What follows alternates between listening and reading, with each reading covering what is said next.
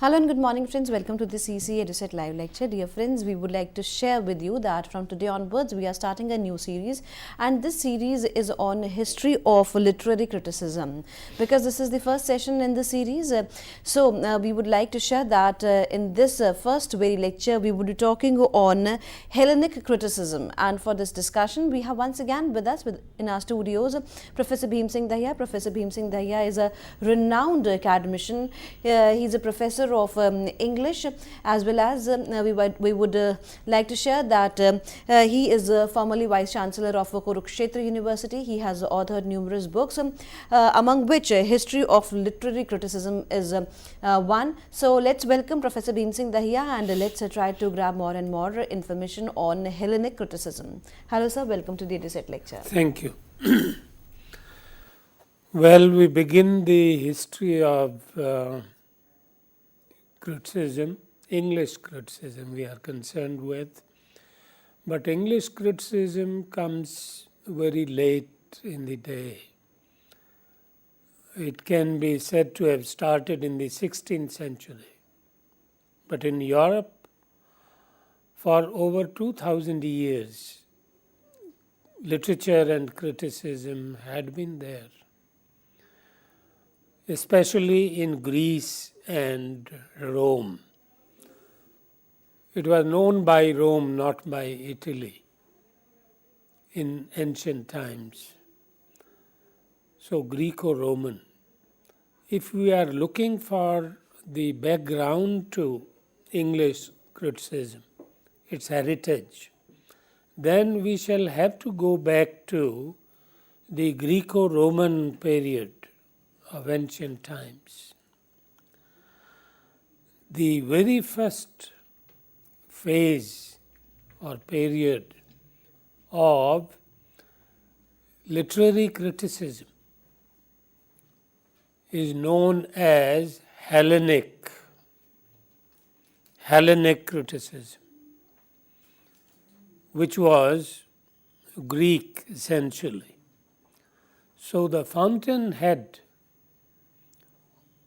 of English criticism can be traced back to the Hellenic period in ancient Greece, followed by another period called Hellenistic period, and further followed by the Greco-Roman period.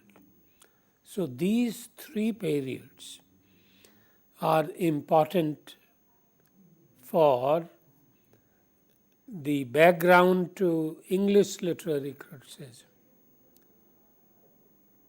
In fact, not only literature and criticism,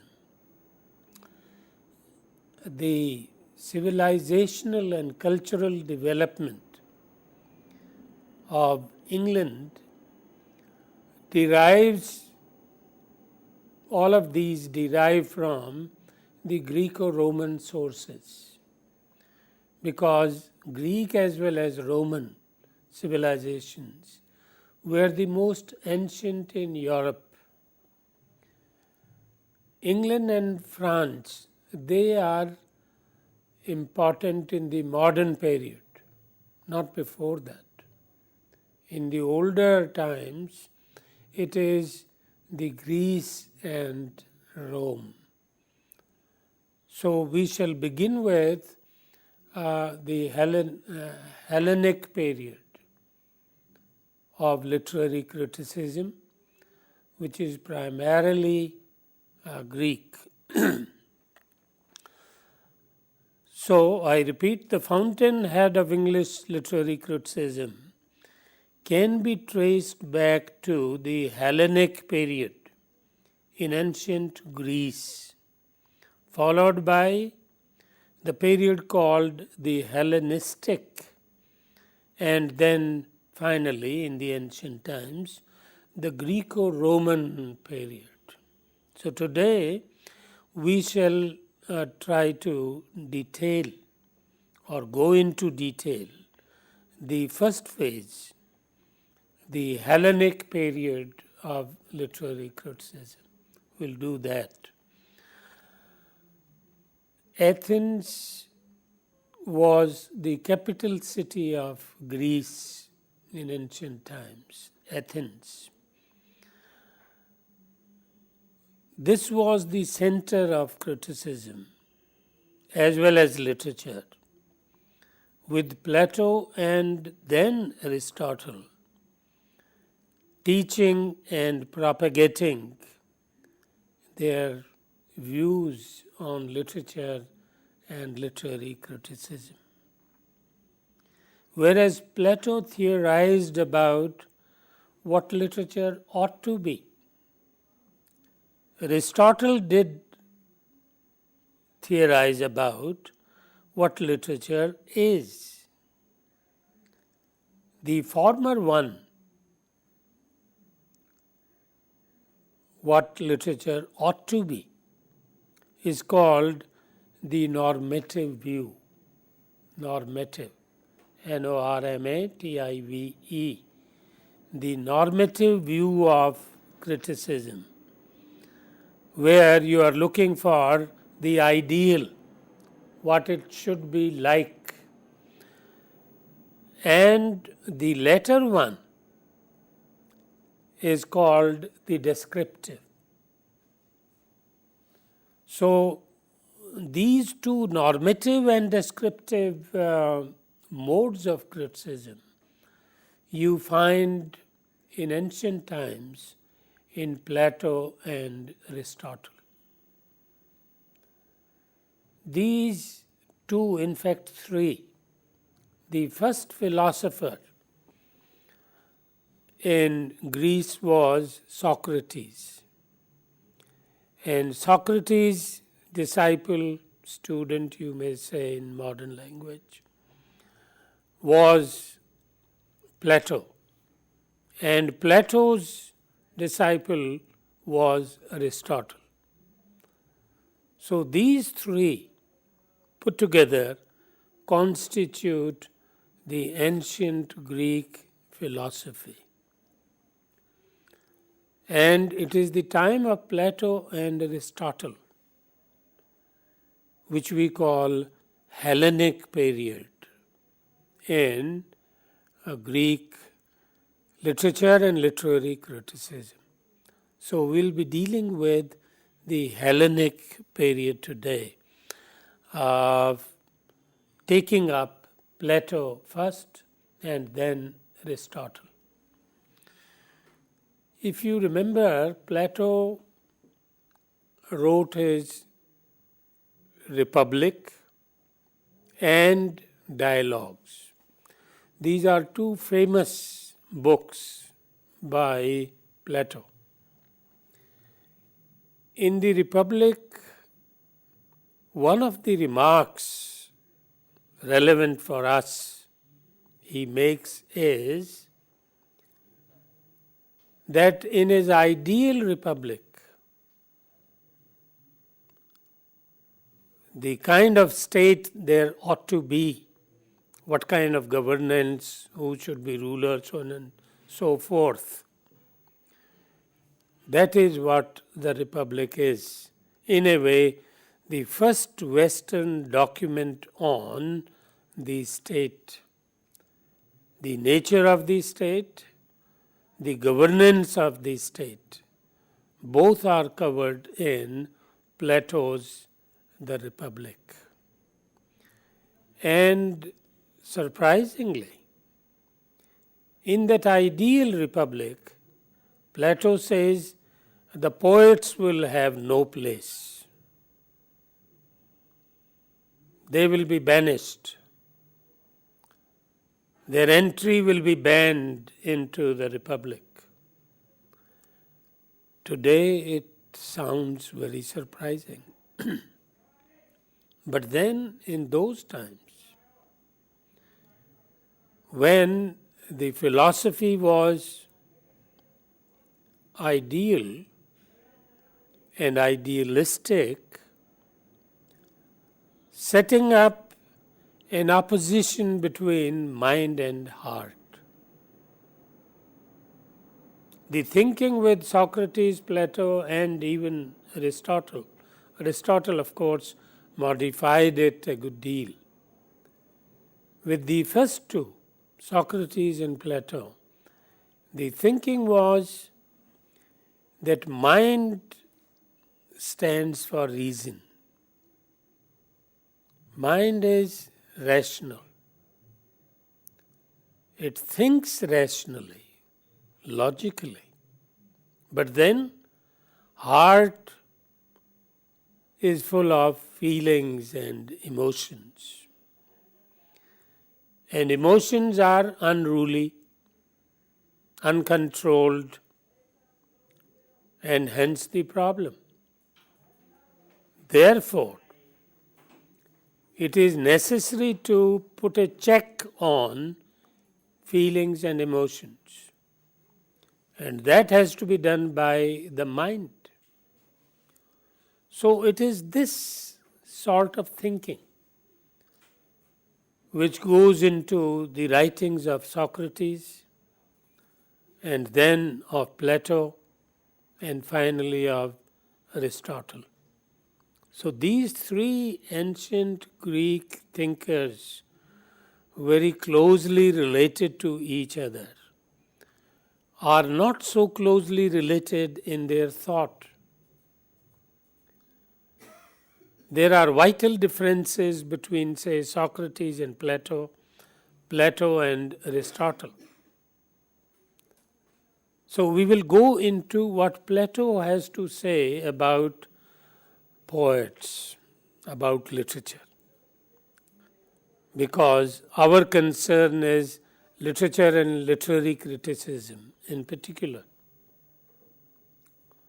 So Plato's remark, as I said, was that poets will have no place in his ideal republic. Primarily concerned with the social function of art and literature. He was not concerned with literature as such, literature for its own sake, or arts for that matter. It may be painting, music, literature, all the arts put together. He said, unless they have a service to render to society, they are of no use to us. If the poet is writing only to please himself, then we have no use for the poet in our republic. Whatever he writes must be of use to the people at large, to society. And unless it is functional to society, it serves society in one way or another, we have no place for poets. That's what Plato said. And why did he say that? He said that because, primarily concerned as he was with the social function of art and literature, the significance of these as instrument for informing the mind and molding the character of young citizens of the state. In course of his dialectic reasoning, bordering on sophistry, Plato shows how literature as a repository of truth is hollow. In his dialogues on art and literature, Plato lays emphasis on how they charm the reader's senses and enchant his soul, drawing out and invigorating the best and deepest in the reader. So that is Plato. Plato thinks that literature nourishes feelings and emotions, which then cloud the atmosphere of the mind, of the intellect, and therefore clear thinking under the clouds will not be possible. Clear sun will come out only when it gets clear of the clouds. So emotions and feelings in Plato's thinking are associated with the clouds. And mind is like the sun. It thinks logically, it thinks clearly, and it thinks reasonably.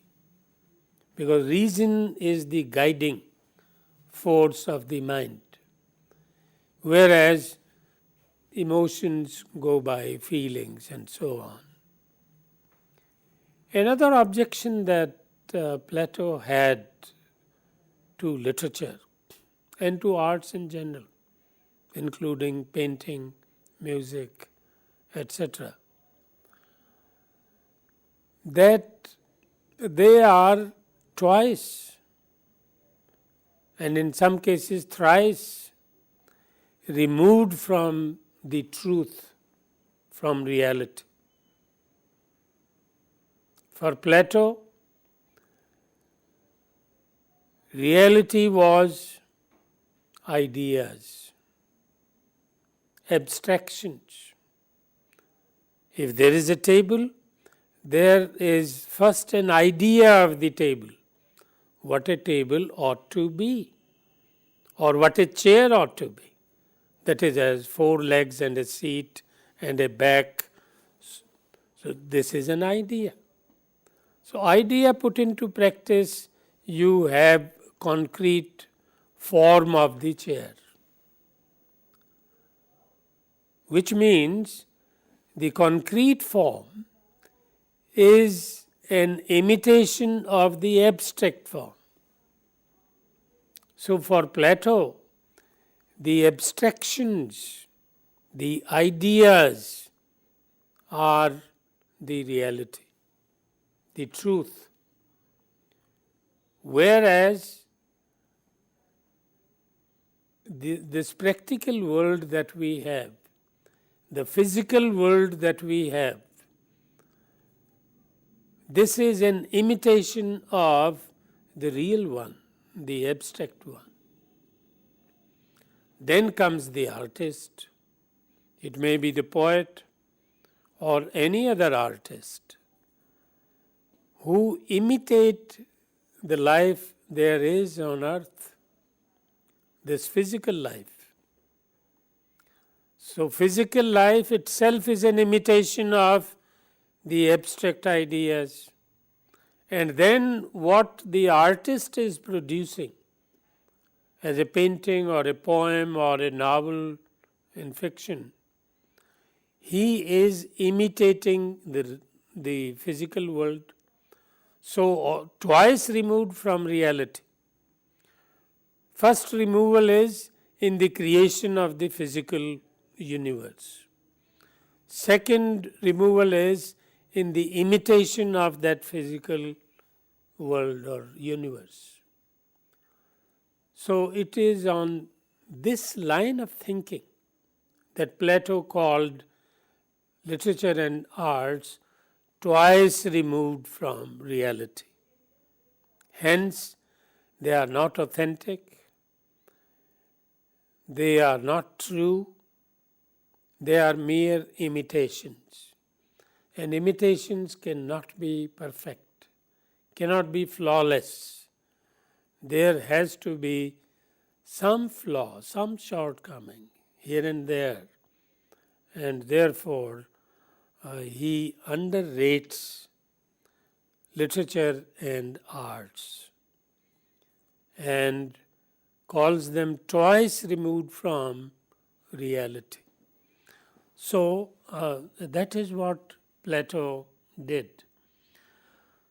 In his dialogues on art and literature, Plato lays emphasis on how they charm the reader's senses and enchant his soul, drawing out and invigorating the best and deepest in the reader. So, on this line, following it, Plato discarded the poets. Those days you had the poets. He says, I have great regard for Homer. He was a great poet. But then he was a poet after all. And therefore his poetry cannot be taken as truth. It is an impression. It is an image. An image of an image. So literature, he thinks, by and large, is impressionistic. It is imitative. And imitation cannot be real, cannot be the truth. Therefore, it is a little removed. But as he says, twice removed from truth, from reality. So, this is the argument that Plato takes and uses it against poets, against poetry. Because poetry was the earliest form of literature. Fiction, you know, comes very late in the 16th, 17th century. In between we had drama. Drama, of course, was there in ancient times also.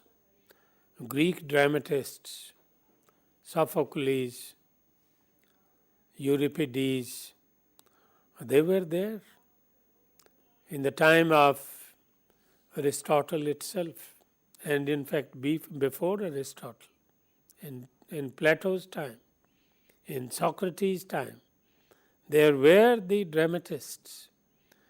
But even drama, any form of literature, it may be poetry, it may be drama, it may be fiction, novel or short story. Plato would consider it twice removed from reality. Hence, the downgrading of literature, downgrading of arts as a whole, because the test is the truth. But then comes Aristotle. Aristotle takes a different line, which we called descriptive. And what he does is, he doesn't go after the ideal, what poetry ought to be, or what drama ought to be. He goes after what it actually is. So he has before him the Greek dramatists and the Greek poets. And he writes that treatise, the very well-known treatise, the Poetics. In the Poetics, in the opening paragraphs, in the opening pages, he defines what poetry is, defines what drama is, and the difference between the two. Different types of poetry, different types of drama. In drama, for example, he says there is tragedy, there is comedy, and there is satire, burlesque.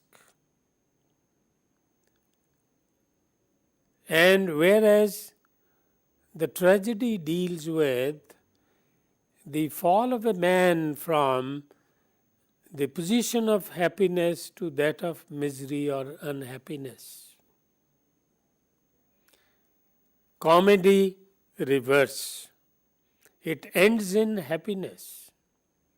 If tragedy ends in death or misery, comedy ends in joy and happiness. Satire is critical of what there is, and the norm is what ought to be. Since the ideal is not there, satire hits on the points wherever the satirist finds any aspect of life short of the ideal. So that shortage becomes the focus for the satirist. So we have all these types of poetry, drama, and then last of all fiction. In poetry, for example, you have a long poem which is technically called epic. Our own Ramayana and Mahabharata, these are epics over 4,000 or 5,000 years old. Similarly, the Greeks have their epics. Homer's two epics, Iliad and Odyssey, which have become metaphors thereafter. Iliad, it is the story about Ilium, and Odyssey, journey after the war is over, you are returning home. So the journey of Odyssey in modern English is called Ulysses. So the journey of Ulysses back home to Ithaca. So this is long poem. Similarly, there are short poems like lyrics. Lyric is the opposite of the epic. In the epic, the poet tells some long story and it becomes a long poem. Ramayana, Mahabharata, long stories, both run into hundreds of pages. Imagine poetry running into hundreds of pages, whereas the lyric is short. You have 10, 15, 20, maximum 25, 30 lines. So that is lyric. And lyric is more unified, whereas long poem, the epic is episodic. You have one episode followed by another, and so on. There is a chain of episodes which put together would make a long story. In the lyric, there are no stories. It is just momentary feeling or sentiment. And that is pictured. So that is the difference between long and short stories. The epic and the lyric. Similarly, in drama, so on and so forth. We will continue the story after the break. Thank you.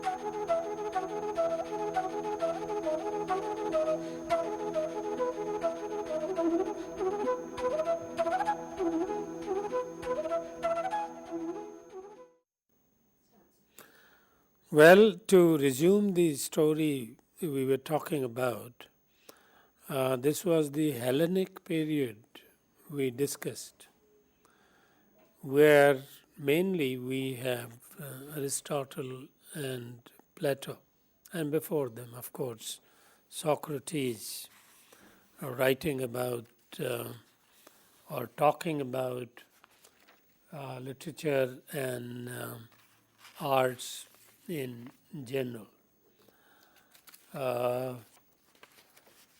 And thereafter comes or follows the Hellenistic period. And after that, the medieval ages. And after that, the Renaissance. And then the neoclassical. And then the modern. And the latest, the postmodern. So these are the different phases and different periods of literary history in Europe, English included. We are more concerned about the English literary criticism. But then we cannot, you see, make out full sense of it unless we know its background. After all, this is very recent. As I said, it begins in the 16th century. But then before 16th century, literature and literary criticism had 2000 years. And in those 2000 years, the foundation for literature as well as literary criticism had been laid down. And it is that background to English literary criticism that we are trying to sketch out in outline today. We will go then into the details. But first, the sketch of it, the summary of it, the outline, and then into the details. So in this outline, the second phase that comes is the Hellenistic phase, where the story is further carried, the discussion is further carried, beginning with Socrates, then Plato, as I said, and then Aristotle. Aristotle writes a full text which has survived. The other writings have not survived. But fortunately, Aristotle's The Poetics, similarly his Politics, his books have survived. And Constantinople, those days, was the center of civilization. And that's where all of these writers, they were following the original, the ancient masters, Socrates, Plato, Aristotle. Now, in this Hellenistic period, you find some changes take place. The original ideal starts getting modified, as it always happens, and new directions start emerging. And then the emphasis starts shifting from one thing to another. So this kind of shift takes place from the Hellenic to the Hellenistic. As you go down the line in history, you find that the ideal gets more and more compromised. And there is a movement towards the real. not real in the abstraction as these Greek thinkers had in mind, but real in the concrete form, what Plato called an imitation of reality. Now that imitation becomes reality for the subsequent writers. And during the medieval age, new religion comes, say Christianity, which was not there earlier. Earlier, those religions are called pagan religions. The Greek, the Roman, the Indian, they were the pagan religions, where there was not one God, but many gods. It was only with Christianity and Islam that God became one. So the earlier religions before Christianity, they were called the pagan religions. That's why we count the years in history in this order: before the death of Christ and after Christ. So now it is AD. Plato, Aristotle, they were in BC, before Christ. So before Christ was the ancient period, and after Christ it becomes then medieval and modern period. So Aristotle gives you details about each of these items. It may be types of poetry, and then each type having the ingredients of its own kind. Like in epic, you have the subject, the story, then you have characters, several, sometimes numerous, and then you have diction, language, and then you have style, language written in a particular style. So these are different ingredients or different elements in any poetic composition, particularly in the long poem, epic. Because short poem you will not have characters, you will not have a story, you will just have a moment. In a given moment, in a particular moment, morning, evening, or midday, how does one feel? Sitting alone in a closed room, or walking out in nature, or amidst the crowd. These are different situations. And in different situations, an individual feels differently. And then every individual feels all the more differently. So that is why you have stories, you have characters, and they put together. You have scenery, background, location, locale. So location of the story again becomes important for its own reasons. That is why the book like Homi Bhabha's Location of Culture, which means you cannot study culture in isolation, as an abstraction, as an absolute. it has to be related to place and time.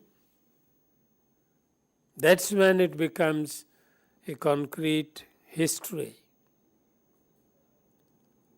Otherwise, it is just an abstraction. So the particulars of persons and places, they are important also in literature. In fact, as you go down, as I said, in time, in history, they become more and more important. And we come to distrust abstractions, because abstractions are to us not realities. They are not practical. We have not lived through those moments. So whatever is experienced, as Keats says, whatever is felt on the pulses, so that becomes reality. Whatever is felt earlier with Plato, Socrates, even Aristotle, these feelings and emotions are distrusted. Now we are trusting them. After the Romantics, who entirely relied upon their emotions and feelings, how you feel, that is the only truth for you. Not what you think, but what you feel. Because thinking may be just abstract, thinking may be in the air, thinking may be nowhere, but your living, your experience has a definite place and time and the experience that you go through. These are the concrete aspects of life. So they have become more important now, as they were not in the time of the ancient Greece.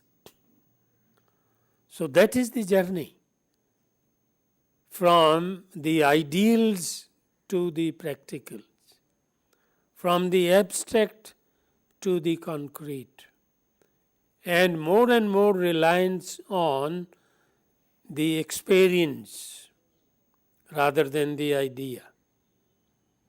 Not philosophy as such, but the experience of life as such.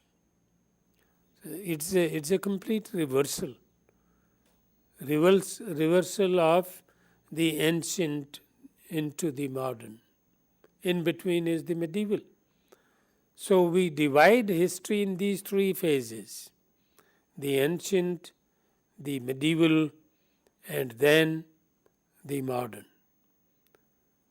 Right from 5th century BC, or maybe 10th, because Homer is said to be alive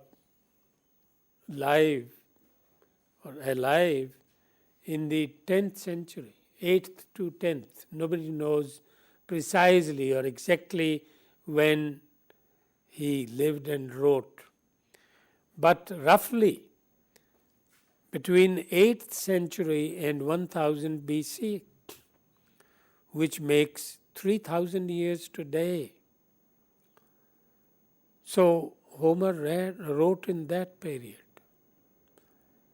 And at that time, the thinking was that ideals first, abstractions first, and what we call concrete is only an imitation, and therefore removed from reality. Now it is just the reversal. Now the reality for us is what we experience, what we go through, and not what we think. So not the ideal, but the real, in the physical sense, in the concrete sense.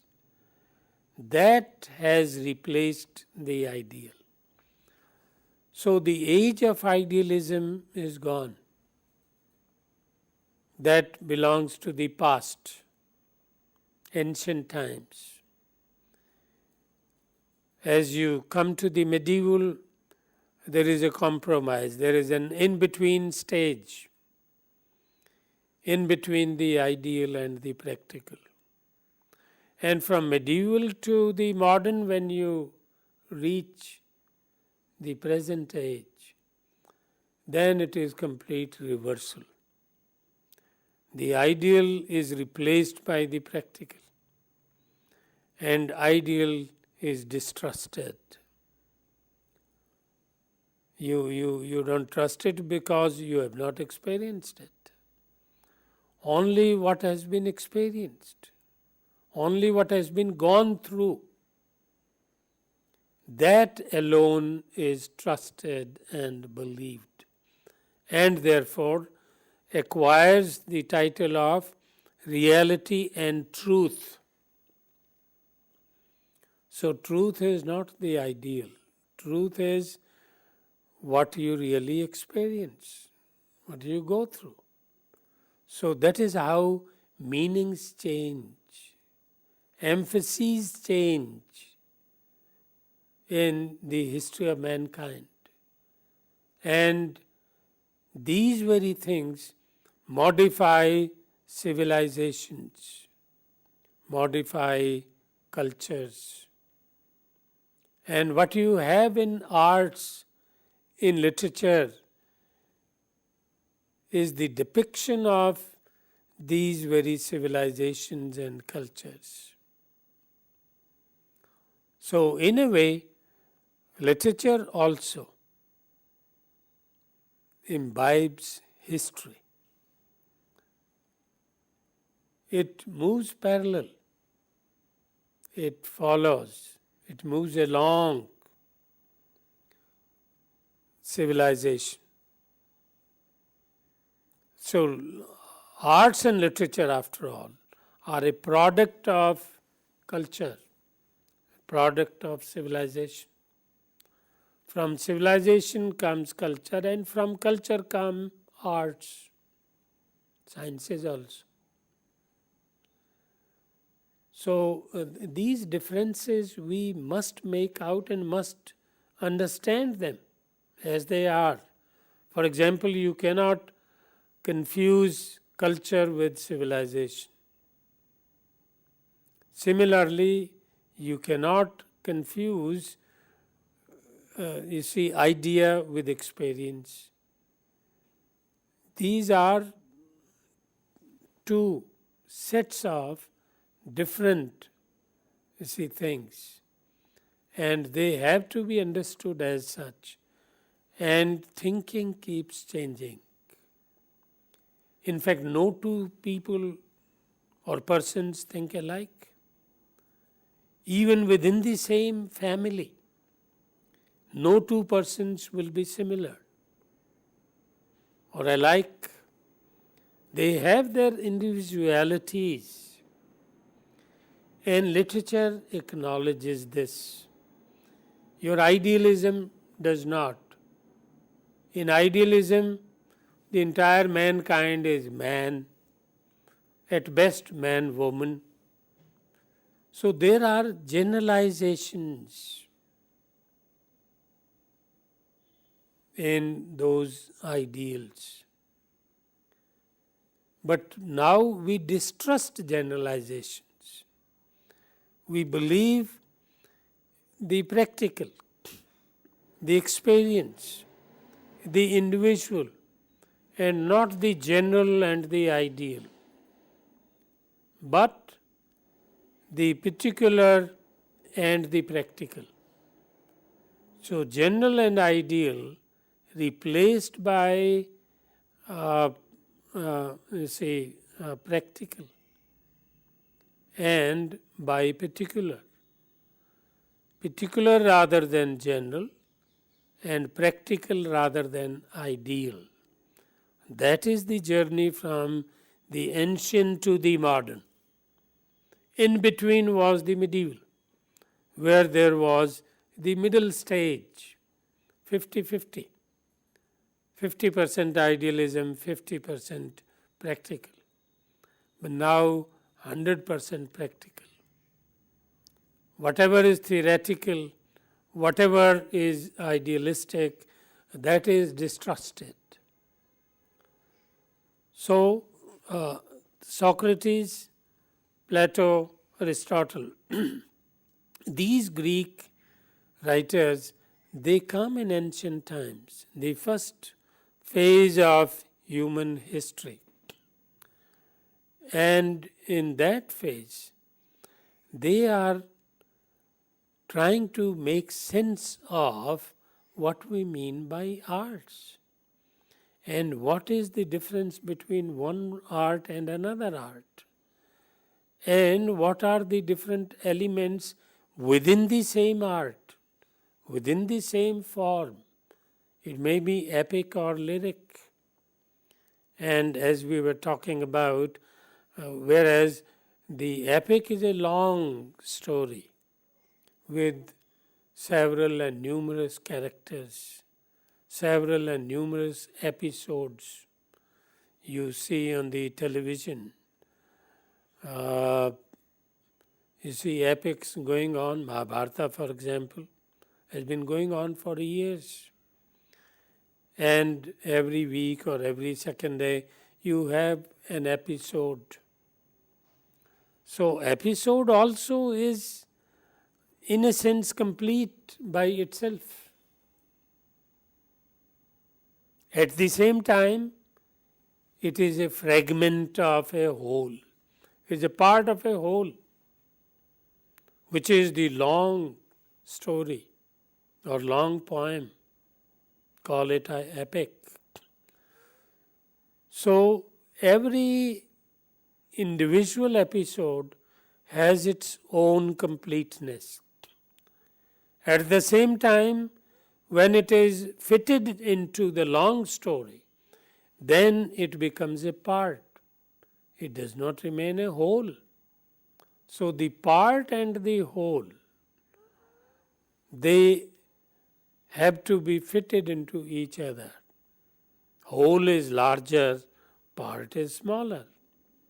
But then even the smaller one has its own completeness, has its own fullness. So that is how the story goes. We will go into details now. What Plato said, what Aristotle said, and what then the medieval, writers, artists, critics, what did they think? You have Longinus, for example, writing during that period. And then come other ones. Cicero comes a little earlier, Cicero, Longinus, and then the Renaissance. Actually, as I said, the English literary criticism, as well as literature to an extent, begins with the Renaissance. And the first significant literary critic in English is Philip Sidney. So, Philip Sidney, then followed by others, Dryden, for example, even Pope after Dryden. And then, of course, the Romantics, Wordsworth, Shelley, Keats, Coleridge. Coleridge was a philosopher in his own right. And it is he who wrote in detail the Romantic theory of literature, a Romantic theory of criticism. And after the Romantics, you have the Victorians, like Matthew Arnold. He stands tallest among the Victorians. Later comes Pater also, art for art's sake. But Matthew Arnold remains most significant because he represents the age and the thought of the age. not in his poetry so much as in his prose writings. For example, Culture and Anarchy, where he defines what culture is. And if you do not have culture, you will have anarchy. And we have seen that in history. Whenever culture weakened or declined and became dead,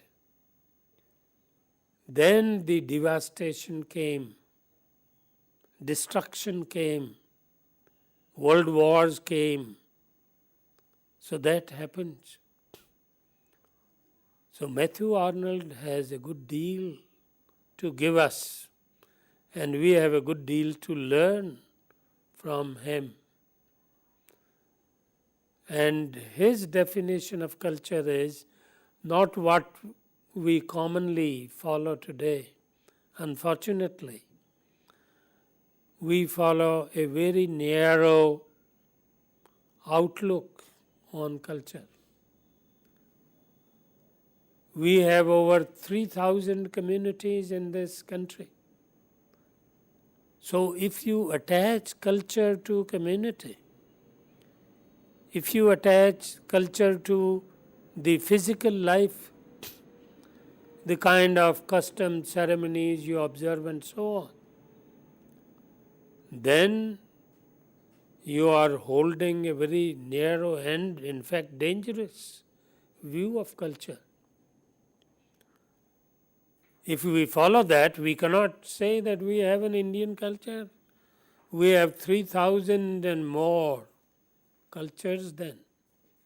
So Matthew Arnold is fighting against that very tendency. And he gives you the real definition of culture. I think it's time. Thank you very much. And we close it here. Okay? With this note, thank you, sir. Thank you so very much for giving us a very, very productive session. And dear friends, we would like you to give your feedbacks at info.cc@nic.in. Very soon this lecture is going to be uploaded. And after that, we wish you to see the lectures a number of times you wanted. And yes, of course, write to us. Thank you, sir. Thank you once again.